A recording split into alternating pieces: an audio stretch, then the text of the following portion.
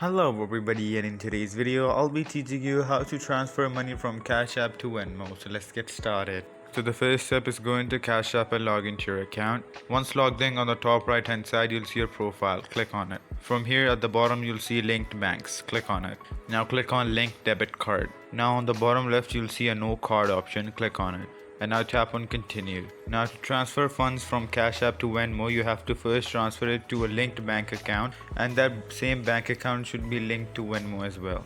So the bank account will act as a middleman for the transfer between Cash App and Venmo. So make sure that your Cash App and Venmo are both linked to the same bank account. Next, scroll to the list and find your bank. If you don't, just search for it and click on it. Now just authenticate your bank account, click on continue. Here just log into your bank account. Now go back to Cash App and go to the banking section. From here click on the cash out icon on the top right hand side. Now enter the amount you want to cash out. Once you're done transferring the funds from Cash App to your bank account, now go over to Venmo and now transfer the funds from your linked bank account to Venmo. And there you go. If you guys found this video helpful, make sure to leave a like and subscribe to our channel. I'll see you all in the next one. Goodbye.